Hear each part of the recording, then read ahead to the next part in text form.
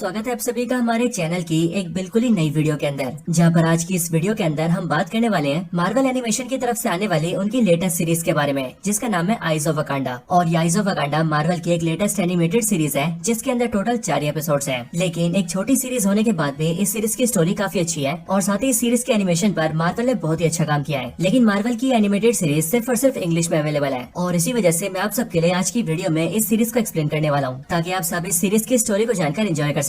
So video काफी अच्छी है, इसलिए आप सब जल्दी से वीडियो को लाइक कर दीजिए और वीडियो के कमेंट्स के अंदर आइज ऑफ वकांडा लिख दीजिए, ताकि मुझे भी ये पता चले कि आपको वीडियो पसंद आ रही है। बाकी आप में से जिसने अभी तक चैनल को सब्सक्राइब नहीं करा, वो जल्दी से चैनल को सब्सक्राइब कर लीजिए और सब्सक्राइब बटन के बगल वाले बेल आइकन को ऑल पर सेट कर लीजिए, ताकि आप हमारे चैनल की सारी लेटेस्ट वीडियो सबसे पहले देख सकें। सो फिर आइए अब हम बिना किसी देरी के आज की इस कमाल की वीडियो को स्टार्ट करते हैं। तो इस सीरीज के पहले एपिसोड का नाम है into the lions den and इस एपिसोड की स्टार्टिंग होती है 1260 बीसी में क्रेट से। 1260 बीसी का मतलब होता है आज से, यानी कि 2025 से 3285 साल पहले। यानी कि आइज ऑफ वकांडा सीरीज की स्टोरी की शुरुआत आज से ठीक 3285 साल पहले से शुरू होती है और वो भी सीधा क्रेट से। और दोस्तों ये जो क्रेट है ये बेसिकली एक आइलैंड है जो कि मौजूद है यूरोप के ग्रीस कंट्री के अंदर, और ये क्रीट आइलैंड ग्रीस का सबसे बड़ा आइलैंड है। इसके साथ ही दोस्तों रियल वर्ल्ड के अंदर भी क्रीट आइलैंड काफी फेमस है, और वो इसीलिए क्योंकि ग्रीक मैथोलॉजी के अकॉर्डिंग ग्रीक गॉड्स में सबसे पावरफुल गॉड ज़्यूस का जन्म इसी क्रीट आइलैंड पर हुआ था। अब दोस्तों एपिसोड के स्टार्ट होते ही हम क्रीट आइलैंड पर देखते हैं कि यहाँ के समुद्री तट पर कई सारे सोल्जर्स सर्वेलेंस कर रहे होते हैं, लेकिन तभी उनमें से 2 सोल्जर्स को पानी में से कई सारी शिप्स आती हुई दिखती है। इन सभी शिप्स के सामने लायन के फेस की बड़ी सी मूर्ति बनी होती है। साथ ही साथ शिप पर जितने भी लोग होते हैं उन सबके चेहरे पर लायन का मास्क होता है, और इन सभी ने जो ड्रेस पहनी होती है वो काफी हद तक वकांडा की ड्रेस होती है, यानी कि ऐसी ड्रेस जैसी हम वकांडा कल्चर में देखते हैं। और यहीं पर ही हमें समझ आता है कि ये सब और कोई नहीं बल्कि लायन के आदमी है, यानी कि वह लायन जिसके ऊपर ये पूरा एपिसोड का नाम रखा गया है। अब हम ये देखते हैं कि लायन की ये बड़ी सी आर्मी जमीन पर आने के ठीक पहले क्रीट आइलैंड के लोगों पर अटैक कर देती है, और ये लोग तीर चलाकर वहाँ के कई सारे लोगों को घायल कर देते हैं। इसके बाद वो सारे सोल्जर जमीन पर आते हैं और बारी बारी करके वहाँ के सारे लोगों को कैप्चर करने लगते हैं। लेकिन इसी बीच उस आइलैंड पर एक आदमी उनका काफी बहादुरी से सामना करता है, लेकिन फिर वो देखकर लायन खुद ही सामने आता है और वो उस आदमी के हथियार को पकड़ के बड़े आराम से उसे डिफीट कर देता है। एंड दोस्तों यहीं पर ही हम लायन को पहली बार देखते हैं, जिसके बाद हमें पता लगता है कि लायन हो ना हो वकांडा से बिलोंग करता है, क्योंकि उसने न सिर्फ वकांडन कल्चर की ड्रेस पहनी होती है बल्कि उसके साथ ही वो यहाँ पर वकांडा के टैग को भी यूज करता है। और इसीलिए हम ये भी जानते हैं कि यहाँ पर लायन के पास वकांडा का काफी एडवांस टैग है। इसके बाद लायन की आर्मी वाले क्रीट आइलैंड के लोगों को उठा लेते हैं और वो सबको अपनी शिप में डालकर सीधा अपने अड्डे पर ले जाते हैं। वहाँ आने के बाद उनकी शिप्स में हम ये देखते हैं कि लायन के सोल्जर्स क्रीट आइलैंड के लोगों को 2 हिस्सों में बांटते हैं। वो मेल्स को अलग करते हैं और फीमेल्स को अलग करते हैं, और यहाँ हमें पता लगता है कि ये लोग गर्म लोहे से मेल्स के ऊपर एक निशान बनाते हैं जो कि सिंबल होता है इनके लायन के गुलाम बनने का। और इसके साथ ही यहाँ पर जितनी भी फीमेल्स होती है उन सबको यहाँ पर ट्रेनिंग दी जाती है, गाना गाने की ट्रेनिंग और पोएट्री करने की ट्रेनिंग, ताकि ये लोग इस ट्रेनिंग के जरिए लायन को खुश कर सके। लेकिन अब इन सारे सोल्जर्स ने यहाँ पर जितने भी लोगों को पकड़ा होता है उन सब में से एक ब्लैक गर्ल भी होती है, और हमें पता लगता है कि उस ब्लैक गर्ल का नाम नोनी है। और जब यहाँ लायन के सोल्जर्स इसी नोनी से बदतमीजी करते हैं तब नोनी बारी बारी करके इन्हें बीट करना स्टार्ट कर देती है, जिसके बाद हमें पता लगता है कि नोनी यहाँ पर इन सब की तरह कोई आम आदमी नहीं है। अब इसके बाद ही नोनी अपने आप को रिवील करती है, जिसके बाद हमें पता लगता है कि नोनी एक वकांडन है जो कि यहाँ लायन के शिप पर किसी मकसद से आई है। अब इसके बाद ही कहानी 6 हफ्ते पास्ट में जाती है और हम सीधा वकांडा को देखते हैं। अब यहाँ वकांडा के अंदर हम ये देखते हैं कि नोनी असल में वकांडा की फॉर्मर डोरा मिलाजे है। और दोस्तों जैसा कि आप सब जानते हैं कि ये डोरा मिलाजे बेसिकली वकांडा के फीमेल्स की ऐसी एलाइट आर्मी का नाम है जो कि वकांडा के किंग के यानी कि ब्लैक पैंथर के पर्सनल बॉडीगार्ड्स की तरह काम करते हैं। और इसी डोरा मिलाजे की हर एक मेंबर काफी ज्यादा स्किल्ड है। एंड रही बात नोनी की, तो ये भी इसी डोरा मिलाजे का पार्ट थी। लेकिन अब क्योंकि नोनी ऑर्डर्स को ज्यादा फॉलो नहीं करती थी, इसीलिए कुछ टाइम पहले उसे डोरा मिलाजे से बाहर कर दिया गया था। लेकिन अब यही वकांडा में अकिया उसे अपने पास बुलाती है, जो कि एक्चुअली में इस टाइम पर डोरा मिलाजे की लीडर होती है, बिल्कुल ठीक उसी तरह से जिस तरह से एमसीयू के अंदर ओकोई डोरा मिलाजे की लीडर है। अब यह नोनी जैसी अकिया के सामने आती है वैसी वो उसे कहती है कि उसने खुद ही कुछ टाइम पहले उसे डोरा मिलाजे से बाहर कर दिया था। सो इसीलिए वो ये जानना चाहती है कि आखिरकार उसे यहाँ पर क्यों बुलाया गया है। ये बात सुनकर अकिया नोनी से कहती है कि इस टाइम पर वकांडा को उसकी जरूरत है। आगे अकिया नोनी को एक प्रोजेक्शन दिखाती है, और वो प्रोजेक्शन और किसी का नहीं बल्कि द लायन का होता है। इस प्रोजेक्शन को दिखाते हुए अकिया नोनी से कहती है कि इसका नाम एक्चुअल में नकाती है, जो कि वकांडा से ही है। काफी समय पहले नकाती हमारे वकांडन रॉयल गार्ड का कैप्टन हुआ करता था, और सिर्फ यही नहीं बल्कि ये नकाती एक बहुत ही कमाल का वॉरियर भी था। यहाँ तक कि अगर सिर्फ हमारे राजा ब्लैक पैंथर को छोड़ दिया जाए तो फिर उसके अलावा पूरे वकांडा में नकाती को फाइट के अंदर कोई नहीं हरा सकता था। और किसी टाइम पर इस नकाती की वकांडा में बहुत ज्यादा इज्जत थी, और इसीलिए इसके जो बाकी के साथी गार्ड्स थे वो इसे द लायन के नाम से बुलाते थे। लेकिन ये सारी बातें सुनकर नोनी अकिया से कहती है कि अगर इतना ज्यादा फेमस था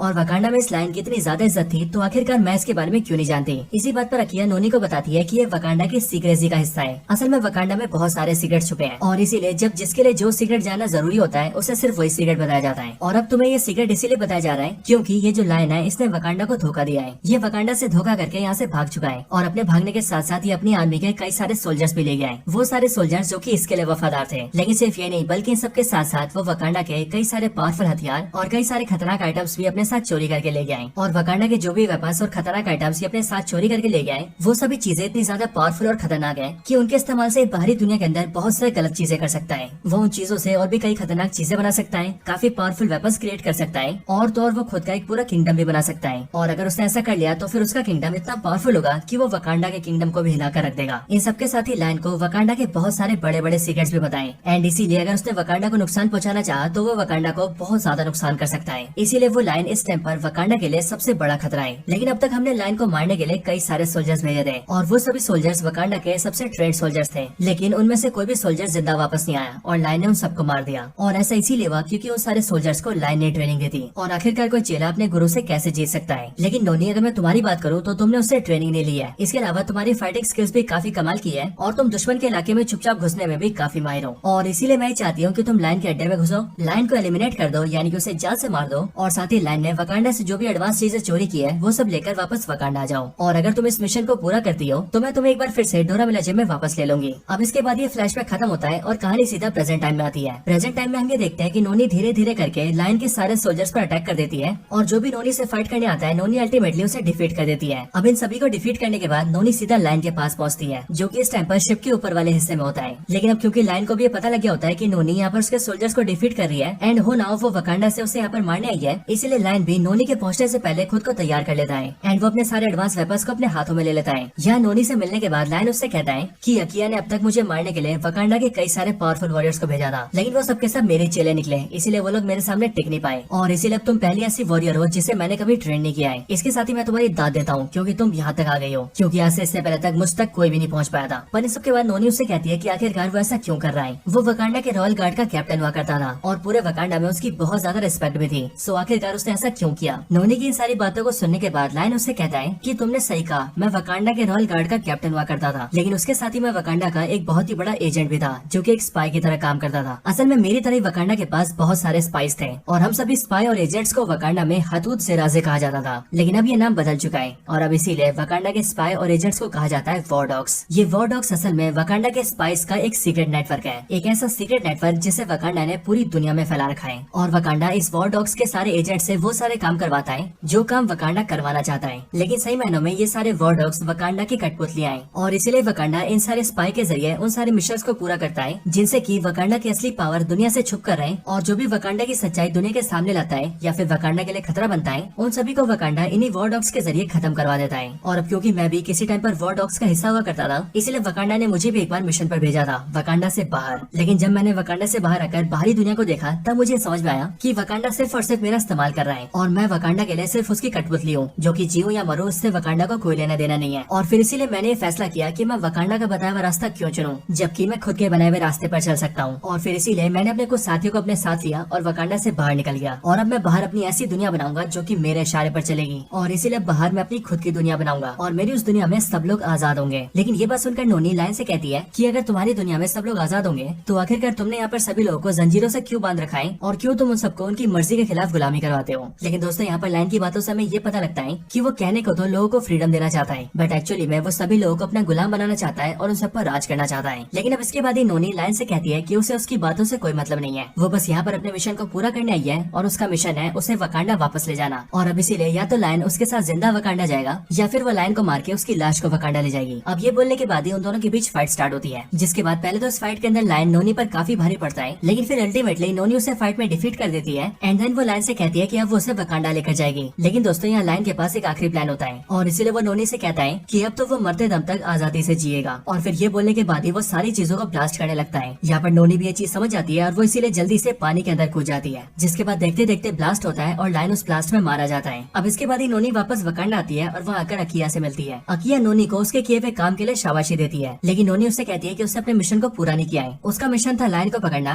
और लायन एंड वकांडा के चोरी हुए सामान को वापस लाना, लेकिन नोनी इस काम को पूरा नहीं कर पाई है। बट ये बात सुन के अकिया नोनी से कहती है कि असल में नोनी का मिशन था वकांडा के खतरे को एलिमिनेट कर देना और इसीलिए नोनी ने लायन को एलिमिनेट करके इस मिशन को पूरा किया है और इसीलिए वादे अनुसार वो नोनी को एक बार फिर से डोरा मिलाजे में शामिल कर रही है। लेकिन दोस्तों नोनी अकिया के इस ऑफर को रिजेक्ट कर देती है और वो सिंपली अकिया से कहती है कि अब वो एक अलग रास्ते पर पर चलना चाहती है और इसीलिए वो वकांडा को सर्व तो करना चाहती है, लेकिन डोरा मिलाजे बनकर नहीं बल्कि किसी और रूप से। और फिर दोस्तों हम ये देखते हैं कि नोनी की बात सुनकर अकिया उसे वकांडा के एक दूसरे सीक्रेट बेस पर लेकर आती है एंड वहाँ पर वो उसे बताती है वॉर डॉग्स के बारे में। वो नोनी से कहती है कि वॉर डॉग्स हमारे वकांडा के सीक्रेट स्पाई हैं जो कि सालों सालों से वकांडा के लिए काम कर रहे हैं और मैं जानती थी कि तुम भी इस वॉर डॉग के लिए बनी हो, इसीलिए आज से मैं तुम्हें इस वॉर डॉग में शामिल कर रही हूँ। एंड इसके बाद दोस्तों हम ये देखते हैं कि नोनी वॉर डॉग्स का हिस्सा बन जाती है। लेकिन दोस्तों इस सब के बीच ही मैं आपको ये भी बता दूं कि लायन से होने वाली फाइट के अंदर ही नोनी की एक आंख डैमेज हो जाती है और इसीलिए आप यहाँ पर नोनी की एक आंख पर पट्टी देख सकते हैं। बट दोस्तों अब इसके साथ ही एपिसोड 1 खत्म हो जाता है। अब इसके बाद ही शुरुआत होती है एपिसोड नंबर 2 की, जिसका नाम है लेजेंड्स एंड लाइज। अब देखा जाए तो इस एपिसोड नंबर 2 के अंदर हमें जो कहानी दिखाई गई है वो असल में ट्रोजन हॉर्स स्टोरी की कहानी है। और अगर आप ट्रोजन हॉर्स स्टोरी के बारे में नहीं जानते तो मैं आपको बता दूं कि आज से बहुत साल पहले एंशिएंट टाइम के अंदर टर्की और ग्रीस के बीच एक फाइट हुई थी और उस टाइम पर ग्रीस का नाम तो ग्रीस ही था, लेकिन टर्की को कहा जाता था द सिटी ऑफ ट्रॉय। लेकिन सिटी ऑफ ट्रॉय यानी कि टर्की और ग्रीस की उसी वॉर के अंदर जब ग्रीस बहुत कोशिशों के बाद भी टर्की को हरा नहीं पा रहा था, तब उसने लकड़ी के एक बड़े से हॉर्स को क्रिएट किया और उसके अंदर अपने बहुत सारे सोल्जर्स को भर के उसे टर्की को दे दिया। जिसके बाद टर्की को ऊपर से देखने से ऐसा लगा कि वो लकड़ी का हॉर्स है, लेकिन फिर सही मौका आने पर उसी लकड़ी के हॉर्स के अंदर से सारे सोल्जर्स निकले और फिर उस सभी ग्रीक सोल्जर्स ने अंदर से दरवाजे खोल दिए, बाहर के अपने सारे ग्रीक सोल्जर्स को टर्की के अंदर बुला लिया और फिर उन सबने मिलकर टर्की को हरा दिया। लेकिन दोस्तों आइज ऑफ वकांडा के एपिसोड नंबर 2 के अंदर हमें ये दिखाया गया है कि जब ये ट्रोजन हॉर्स स्टोरी हुई थी तब उस टाइम पर वकांडा भी उसका हिस्सा बना था और वकांडा के वॉर डॉग्स के स्पाई ने इसमें काफी इंपॉर्टेंट रोल निभाया था। अब दोस्तों एपिसोड नंबर 2 के स्टार्ट होते हैं हम ये देखते हैं कि यहाँ पर भी ग्रीस और द सिटी ऑफ ट्रॉय के बीच फाइट हो रही होती है और इनकी इसी वॉर के अंदर जो ग्रीक सोल्जर्स होते हैं वो सिटी ऑफ ट्रॉय की दीवार को तोड़ने की कोशिश कर रहे होते हैं, लेकिन सिटी ऑफ ट्रॉय के सोल्जर्स उन्हें ऐसा करने से रोक रहे होते हैं एंड उन पर तीर बरसा रहे होते हैं। लेकिन यहीं पर हम ग्रीक सोल्जर्स के लीडर से मिलते हैं जिसका नाम ओडेसिस होता है एंड वो अपने सोल्जर से कहता है कि आज रात तक हम इस जंग को जीत जाएंगे और वो इसीलिए क्योंकि हमारे पास आर्किलेस है जो कि हमें इस जंग में जीत दिलाएगा। एंड फिर दोस्तों इसके बाद हम आर्किलेस को देखते हैं जो कि ग्रीस का एक काफी बहादुर सोल्जर होता है एंड वो अपने कुछ साथियों के साथ मिलकर सिटी ऑफ ट्रॉय की दीवारों पर चढ़ जाता है और सीधा ऊपर आ जाता है। लेकिन दोस्तों आर्किलेस के सारे साथियों में एक ब्लैक मैन भी होता है जिसका नाम होता है मेमनॉन। लेकिन अगले पल हमें पता लगता है कि ये ग्रीक सोल्जर नहीं बल्कि ये तो एक्चुअल में एक वकांडन है, वकांडा का एक स्पाई जो कि पार्ट है वॉर डॉग्स का। लेकिन दोस्तों अब यहाँ पर आर्किलेस और उसके जितने भी साथी होते हैं उनका ये प्लान होता है कि वो सिटी ऑफ ट्रॉय के अंदर घुस के यहाँ के राजा को मार देंगे। लेकिन अगले पल वहाँ पर सिटी ऑफ ट्रॉय के बहुत सारे सोल्जर्स आ जाते हैं जिनसे उन सबको फाइट करनी पड़ती है और क्योंकि वो सारे सोल्जर्स बहुत ही ज्यादा होते हैं इसीलिए आर्किलेस एंड उसके सारे साथियों को वहाँ से भागना पड़ता है। अब इन सब के बाद ही रात को हम आर्किलेस और मेमनॉन को देखते हैं और यहाँ पर हमें पता लगता है कि आर्किलेस को इस हार की वजह से बहुत ज्यादा गुस्सा आ रहा होता है। लेकिन फिर इसके बाद यहाँ पर कई सारे सोल्जर्स इकट्ठा होते हैं एंड फिर उन सब के बाद ही ग्रीक सोल्जर्स का लीडर ओडेसिस वहाँ पर आता है और फिर वो उन सबको बताता है कि वो लोग इस हारी हुई वॉर को कैसे जीत सकते हैं। वो उन सभी के सामने अपने हॉर्स वाले प्लान को रखता है एंड फिर वो अपने सारे सोल्जर्स को इस प्लान के बारे में डिटेल से बताता है, जिसमें कि बेसिकली उनका ये प्लान होता है कि अब वो लोग सिटी ऑफ ट्रॉय को ये दिखाएंगे कि ग्रीस उनसे हार चुका है और इसीलिए हारने के बाद ग्रीस उनसे दोस्ती करना चाहता है और दोस्ती के तोहफे के लिए वो उन्हें बड़ा सा लकड़ी का घोड़ा दे रहा है। बट उसी बड़े से लकड़ी के हॉर्स के अंदर वो बहुत सारी जगह छुड़वाएगा एंड उसके अंदर वो अपने बहुत सारे ग्रीक सोल्जर्स को डालेगा, जिसके बाद दोस्तों वही होगा जो कि मैंने आपको स्टार्टिंग में बताया था। अब इसके बाद ये ओडेसिस अपने सोल्जर्स के जरिए जल्दी जल्दी करके हॉर्स को तैयार करवाता है और फिर हम भी ये देखते हैं कि कई दिनों बाद वो हॉर्स तैयार हो जाता है। इसके बाद ये आर्किलेस, मेमनॉन और ऐसे बहुत सारे सोल्जर्स को उस हॉर्स के अंदर डाला जाता है एंड फिर उसके बाद ओडेसिस अपने प्लान को एक्टिवेट करता है। इसके बाद ही ग्रीस सिटी ऑफ ट्रॉय के सामने हार मान लेता है और वो उनके सामने दोस्ती हाथ बढ़ाता है और एक दोस्ती के तोहफे के जरिए वो उसी बड़े से घोड़े को उन्हें गिफ्ट करता है, जिसके बाद ही ग्रीस के द्वारा बनाए गए उस बड़े से लकड़ी के घोड़े को सिटी ऑफ ट्रॉय के अंदर लाया जाता है। लेकिन असल में ये सिटी ऑफ ट्रॉय की सबसे बड़ी बेवकूफी होती है, क्योंकि जिस दिन इस घोड़े को सिटी ऑफ ट्रॉय के अंदर लाया जाता है उसी दिन रात होते ही आर्किलेस, मेमनॉन और बाकी सारे ग्रीक सोल्जर्स चुपचाप उस घोड़े से बाहर निकलते हैं और बारी बारी करके सिटी ऑफ ट्रॉय के सोल्जर्स को चुपचाप मारने लगते हैं। लेकिन यहाँ पर हम ये देखते हैं कि सिटी ऑफ ट्रॉय का एक सोल्जर घंटी बजा देता है, जिस वजह से सिटी ऑफ ट्रॉय के सारे सोल्जर्स को पता लग जाता है कि उन पर हमला हुआ है और फिर इसीलिए बाकी सारे सोल्जर्स इकट्ठा होते हैं एंड वो आर्किलेस एंड उसकी पूरी टीम को घेर कर उन पर अटैक कर देते हैं। लेकिन इन सबके बीच ही मेमनॉन वहाँ से निकल जाता है क्योंकि मेमनॉन का यहाँ पर कुछ और ही मिशन था। इसके बाद जो मेमनॉन होता है वो सीधा भागकर अंदर जाता है और वो सीधा सिटी ऑफ ट्रॉय की रानी को पकड़ लेता है। और दोस्तों यहाँ पर हमें पता लगता है कि असल में मेमनॉन को यहाँ पर सिटी ऑफ ट्रॉय की रानी का गहना चाहिए होता है, क्योंकि हो ना हो वो गहना या फिर गहना जिससे बनाए वो वकांडा से जुड़ा है। इसके बाद वो रानी से उसका गहना छीन लेता है एंड वो रानी से कहता है कि उसे उससे कोई लेना देना नहीं है, इसीलिए अगर वो रानी चाहे तो यहाँ से भाग के जा सकती है। इसके बाद वो रानी अपने एक चेले के साथ वहाँ से भागी रही होती है कि उसी टाइम पर वहाँ पर आर्किलेस आता है। बट वो यहाँ पर आते ही देख लेता है कि मेमनॉन सिटी ऑफ ट्रॉय की रानी को वहाँ से भगा रहा है और उसके हाथों में रानी का एक छोटा सा गहना है एंड इसीलिए वो गुस्से में मेमनॉन से कहता है कि तुम गद्दार हो, तुमने मुझे धोखा दिया है, तुमने मुझे नीचे अकेला मरने के लिए छोड़ दिया और अब यहाँ पर तुम सिटी ऑफ ट्रॉय की रानी को भागने दे रहे हो, वो भी सिर्फ एक छोटे से गहने के लिए। बट अब ये बात सुनकर मेमनॉन उसे समझाता है कि असल में वो ऐसा नहीं है जैसा वो समझ रहा है, वो एक्चुअली में कहीं और से बिलोंग करता है और यहाँ पर आना और ये सब करना उसके मिशन का पार्ट था। लेकिन अब उसका मिशन पूरा हो चुका है और इसीलिए अब उसे वापस जाना होगा और इससे ज्यादा वो उसे कोई बात नहीं बता सकता है। लेकिन यहाँ पर आर्किलेस मेमनॉन की कोई बात नहीं सुनता है और वो सीधा उसे बिल्डिंग से धक्का देके नीचे गिरा देता है। इसके बाद वो भी उसके पीछे नीचे कूदता है एंड वो देखता है कि मेमनॉन के हाथ में जो गहना था वो नीचे गिर गया है और इसलिए उसे देखकर अर्किलिस उस पर तलवार से अटैक करता है। लेकिन उसके हमले से भी वकांडा के उस टैग को कुछ भी नहीं होता और वो आर्टिफैक्ट एक ब्लास्ट के बाद भी बिल्कुल वैसा का वैसे ही रहता है। लेकिन फिर इसके बाद ही अर्किलिस उसे ले लेता है एंड वो उसे कहता है कि अब ये जो भी है आपसे एक ग्रीस का माल है, तुम्हारा नहीं। एंड फिर इसीलिए इस वजह से मेमनॉन और अर्किलिस के बीच फाइट स्टार्ट हो जाती है। इस फाइट में अर्किलिस मेमनॉन के ऊपर काफी भारी पड़ता है, लेकिन मेमनॉन पहले तो अर्किलिस को होल्ड बैक करता है। लेकिन जब सिचुएशन ज्यादा बिगड़ जाती है तब मेमनॉन एक तलवार उठाता है और वो अर्किलिस के एक पैर को काट देता है। इसके साथ ही फाइट के अंदर अर्किलिस बहुत ज्यादा जख्मी भी हो जाता है और इसीलिए वहाँ पर अर्किलिस की मरने वाली हालत हो जाती है। लेकिन मरने से पहले भी अर्किलिस मेमनॉन से यही पूछता है कि आखिरकार उसने ये सब किया क्यों।